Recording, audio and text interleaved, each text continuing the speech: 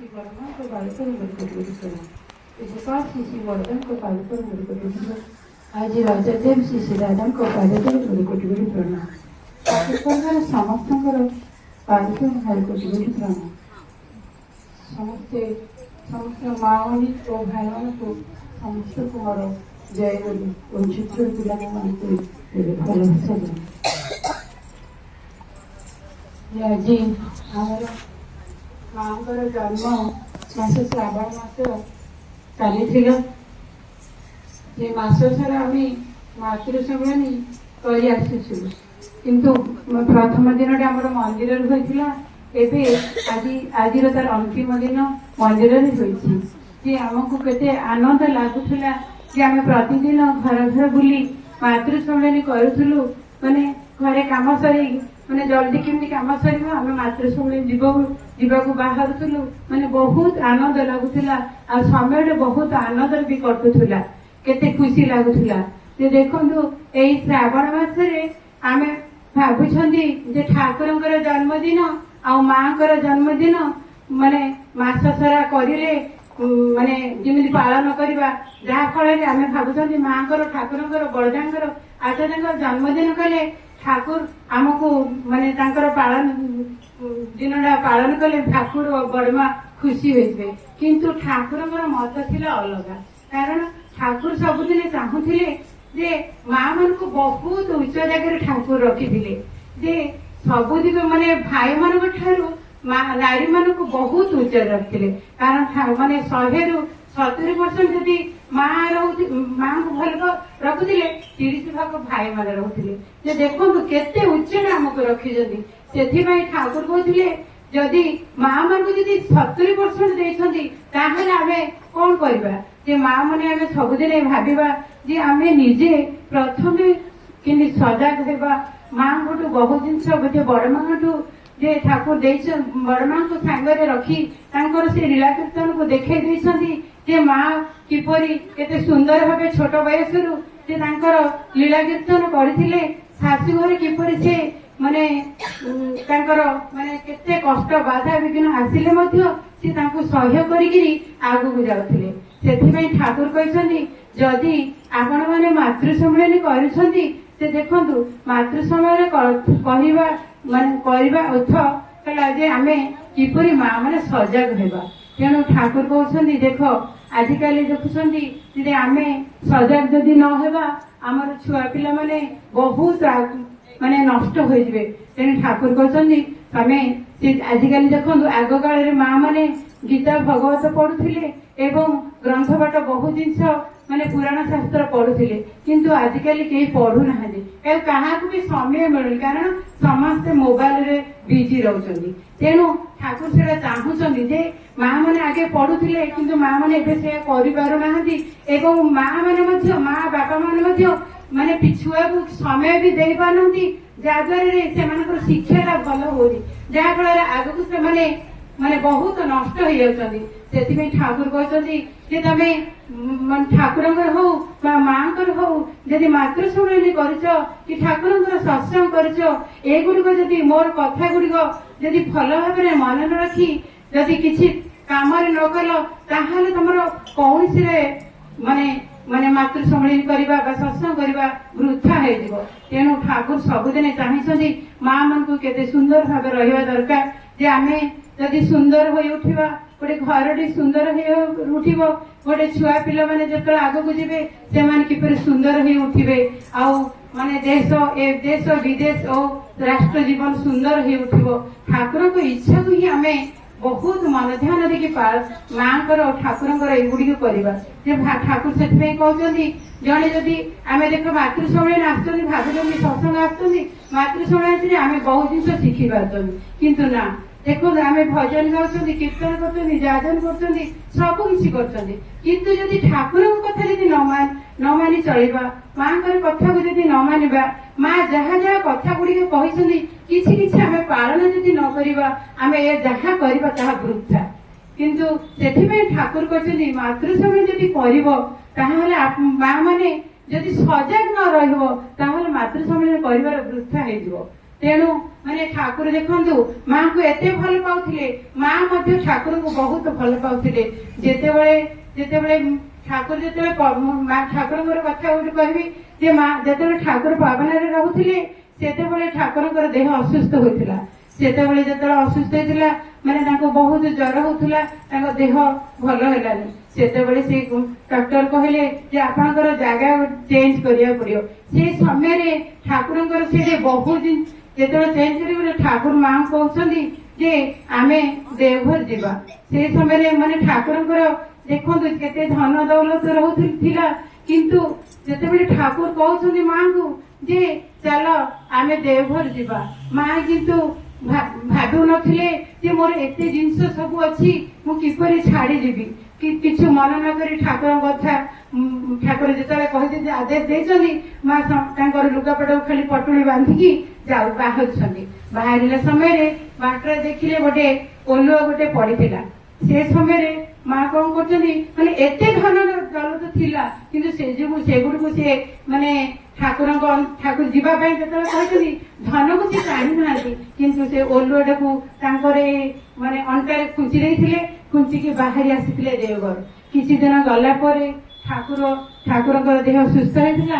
ପୁଣି ଠାକୁର ଦିନେ କହିଛନ୍ତି ବଡମା ମତେ ଟିକେ ଓଲୁଅ ଖଟା ଟିକେ କରିଲେ ମୁଁ ଖାଇଥାନ୍ତି।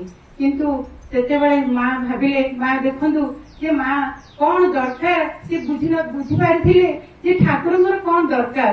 ସେଥିପାଇଁ ସେ ଜାଗାରୁ ସେ ପାବନାରେ ଗୋଟେ ଓଲଟେ ଆଣିଥିଲେ, ଆଣିକି ଦେଓଘରରେ ପୋତି ଦେଇଥିଲେ। ଯେତେବେଳେ ସେ ଠାକୁର କହିଲେ ଯେ ଓଲୁଅ ଖଟା ଖାଇବା ପାଇଁ ସେତେବେଳେ ମା ପ୍ରସ୍ତୁତ କରିଥିଲେ। ଠାକୁର ପଚାରୁଛନ୍ତି ଆମେ ତ ପାବନାରୁ ଆସିଲେ, ଆମେ ତ ତମେ ତ କିଛି ବଡମା କିଛି ତ ଆଣିନଥିଲ ସାଙ୍ଗରେ, କିନ୍ତୁ ବଡମା ସେଇଟା କହୁଛନ୍ତି ମୁଁ କିଛି ଆଣିନଥିଲି, କିନ୍ତୁ ଏ ଓଲୁଅ ଟିକେ ଆଣିଥିଲି ଯାହାଦ୍ୱାରା ଆପଣଙ୍କର ଦିନେ ଆବଶ୍ୟକ ପଡିବ ବୋଲି। ତେଣୁ ମୁଁ ଆଜି ଆପଣ କହିଲେ ମୁଁ ସେ ଓଲୁଅଟାକୁ ଖଟା କରିଦେଲି। ତେଣୁ ଦେଖନ୍ତୁ ମାନେ କେତେ ମାନେ ତାଙ୍କର ଦାୟିତ୍ୱ, ଧନ ଦୌଲତକୁ ଚାହିଁ ନଥିଲେ, ଠାକୁରଙ୍କର ଏଇ କଥାକୁ ମନେ ରଖିକିରି ସେ ଆଗକୁ ଯାଇଥିଲେ। ତେଣୁ ଆମେ ମା ମାନେ ମଧ୍ୟ ଦେଖନ୍ତୁ ଆମେ ଯେତେ ସତ୍ସଙ୍ଗ ଆସୁ କି ମାତୃ ସମ୍ମିଳନୀ ଆସିବା ଆମେ ବହୁ ଜିନିଷ ମାନେ ମୁଁ ନିଜେ ବି ଭାବୁଛି ଯେ ଆମେ ବହୁ ଜିନିଷ ଶିଖିବାକୁ ପଡିବ। କାରଣ ଆମେ ଗୋଟେ ସତ୍ସଙ୍ଗ ମାତୃ ସମ୍ମିଳନୀ ଗଲେ ଆମେ ବହୁ ଜିନିଷ ସଜାଗ ହେଇକି ରହିବାକୁ ପଡିବ। କାରଣ ବହୁ ଜିନିଷ ଶିଖିବା ଯେ କେତେ ମା ମାନେ ଭଲ ଭଲ ଜିନିଷ ମାନେ ଆଲୋଚନା କରୁଛନ୍ତି, ଦାଦା ମାନେ ମଧ୍ୟ ବହୁତ ଜିନିଷ ସୁନ୍ଦର ଭାବେ ଆଲୋଚନା କରୁଛନ୍ତି। ଆମେ ସେଇ କଥା ଗୁଡିକୁ କେମିତି ମନେ ରଖିବା, ଆହୁରି ଶିଖିବା, ଆଉ ମନ୍ଦିରକୁ ଆସିଲା ପରେ ଆମେ କିପରି ସେଗୁଡିକୁ ପାଳନ କରିବା। ଖାଲି ଆମେ ସତ୍ସଙ୍ଗ ଆସିଲେ ହବନି, ସେ ଏଗୁଡା କରିବାକୁ ବହୁତ ଜିନିଷରେ ଆମେ ଦିଗ ଦେଖି କରିବାକୁ ପଡିବ। ସେଥିପାଇଁ ଠାକୁର ମାଙ୍କୁ ଦେଇ ସବୁ ଜିନିଷ ଦେଇ ଶିଖେଇ ଦେଇଛନ୍ତି। ଆଉ ଆଜି ବି ମୁଁ ଗୋଟେ ଶୁଣୁଥିଲି ଯେ ଆରତୀ ନାୟକ ଡକ୍ଟର ଯିଏ ଆରତୀ ନାୟକ ସିଏ କହୁଥିଲେ, ତାଙ୍କର ଗୋଟେ ଘଟଣା କହୁଥିଲେ ଯେ ତାଙ୍କର ତ ଡକ୍ଟର ଥିଲେ, ଗୋଟେ ଝିଅ ଆସିଥିଲା ମେଡିକାଲ ପାଇଁ, ତାର ମାନେ ଗର୍ଭବତୀ ସେ ଥିଲେ। ସିଏ କଣ କଲେ ତାଙ୍କର ଗୋଟେ ପ୍ରୋବ୍ଲେମ ଥିଲା ୟୁଟ୍ରସ ରେ। ସିଏ କହୁଥିଲେ ଯେ ମୋର ୟୁଟ୍ରସ ରେ ପ୍ରୋବ୍ଲେମ ଅଛି, କିନ୍ତୁ ଡକ୍ଟର ମାନେ ସମସ୍ତେ କହିଲେ ସେ ଭାଇ ଜଣକ ତାଙ୍କ ସ୍ୱାମୀ କହୁଛନ୍ତି ଯେ ୟୁଟ୍ରସ ରେ ପ୍ରୋବ୍ଲେମ ଅଛି, କିନ୍ତୁ ଗର୍ଭରେ ତ ଛୁଆ ଅଛି କେମିତି ହବ। ସେ ଭାଇଙ୍କର ଇଚ୍ଛା ଥିଲା ଯେ ମୋର କେମିତି ଛୁଆଟା ବଞ୍ଚିଯାଉ, ମୋ ସ୍ତ୍ରୀ ବି ବଞ୍ଚିଯାଉ। ସେଇ ସମୟରେ ସେ ଆରତୀ ମା କହିଲେ ଯେ ହଉ ଠିକ ଅଛି, ଆଉ ଆପଣଙ୍କର ଅପରେସନ ହବ। ଅପରେସନ ହେଲେ ସେ ଯୋଉ ୟୁଟ୍ରସ ର ଗୋଟେ ପ୍ରୋବ୍ଲେମ ଥିଲା ସେଟାକୁ ଆମେ ବାହାର କରିବାକୁ ପଡିବ।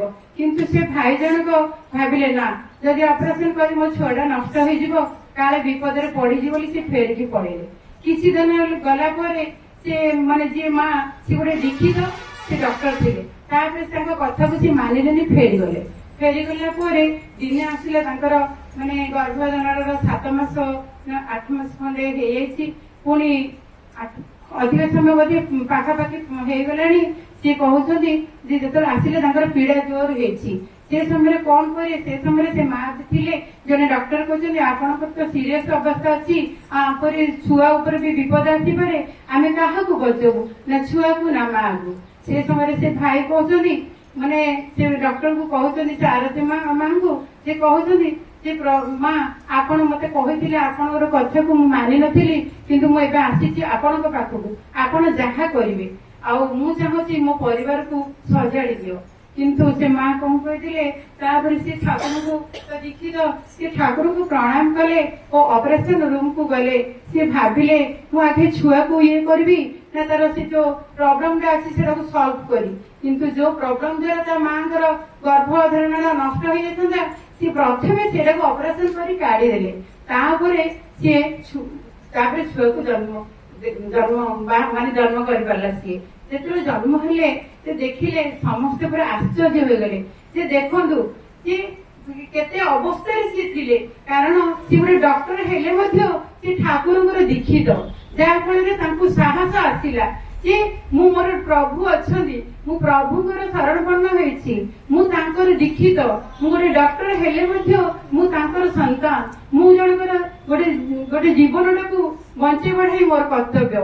ତେଣୁ ସେ କଣ କଲେ ସେ ଏତେ ମାନେ ଠାକୁରଙ୍କର ଧରିଥିବା ଯୋଗୁଁ ସେ ବଳ ସାହସରେ ସେ କରିଦେଲେ। ତାପରେ ଯେତିକି ଦେଖିଲେ ସେ ଫଟୋ ବି ଦେଖଉଥିଲେ, କହିଲେ ଦେଖନ୍ତୁ ଆଉ ମୁଁ ଏଇ ଛୁଆକୁ ମାନେ ଜନ୍ମ ଗ୍ରହଣ କଲା ଏତେ ଆନନ୍ଦରେ ଓ ସେ ପରିବାରଟା ପୁରା ସଜାଡି ହେଇଗଲା।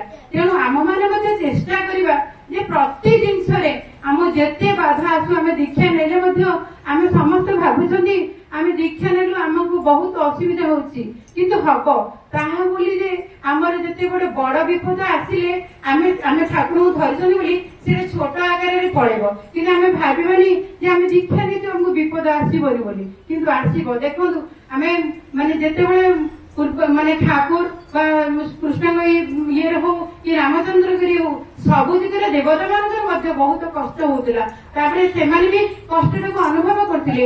ଆମେ ଠାକୁରଙ୍କ ମାନେ ଦେବତା ମାନେ ଯେତେବେଳେ କରୁଥିଲେ ଆମେ କାହିଁକି ସେଟା କରିପାରିବାନି? ତେଣୁ ଆମେ ସବୁଦିନ ସଜାଗ ହେଇକି ରହିବା ଯେ ଆମେ ଠାକୁରଙ୍କୁ ଧରିଛନ୍ତି, ଯେତେ ବିପଦ ଆସୁ ଆଜି ଦୁର୍ଘଟଣା ଆସୁ ଆମେ ସାହସ କରିବା। ଆଉ ଆମେ ସାହସ କରିକି ଆମେ ବିଶ୍ୱାସ ମେନ୍ ପ୍ରଥମ ହେଲା ବିଶ୍ୱାସ କରିବା। ଯଦି ବିଶ୍ୱାସ କରିବା ଆଉ ସାହସ କରିବା ତାହେଲେ ଆମର ଏହି ବିପଦ ଗୁଡିକ କଟିଯିବ। ଆଉ ଠାକୁରଙ୍କୁ ଧରି ସମସ୍ତେ ଯେପରି ଭଲରେ ରୁହନ୍ତୁ। ଆଉ ସମସ୍ତଙ୍କର ମାନେ ଦେଖନ୍ତୁ ଇଷ୍ଟବୃତ୍ତି ମେନ୍ ହେଲା ପ୍ରଥମ ହେଲା ଆମର ଇଷ୍ଟବୃତ୍ତି। ଆମ ଦାଦା ସବୁଦିନ କହୁଛନ୍ତି ଇଷ୍ଟବୃତ୍ତିର ପ୍ରତିଦିନ ଆମେ ପ୍ରତି ମୁହୂର୍ତ୍ତରୁ ସକାଳ ଭୋର ଉଠି ଆମେ ଇଷ୍ଟବୃତ୍ତି କରିବା ଯେ ଇଷ୍ଟବୃତ୍ତି ହଉଛି ଆମର ରକ୍ଷା କବଚ। ସେଥିପାଇଁ ଆମେ ଇଷ୍ଟବୃତ୍ତିକୁ ଆମେ ନାମ ଧ୍ୟାନ କରିବା ଓ ଇଷ୍ଟବୃତ୍ତିକୁ ଆନନ୍ଦର ସହିତ ଠାକୁରଙ୍କୁ ଭୋଗ ନିବେଦନ କରିବା, ଯାହା ଫଳରେ ନାମ ଧ୍ୟାନ କରିବା, ଯାହା ଦ୍ୱାରା ଆମେ ଆମର ସବୁ ଦୁର୍ଘଟଣା ବିପଦ ଆପଦରୁ ଆମେ ବଞ୍ଚିତ ହୋଇ ରହିବା। ତେଣୁ ମୁଁ ବିଶେଷ କିଛି କହୁନି, ବହୁତ ସମୟ ହେଲାଣି। ଜୟ ଗୁରୁ।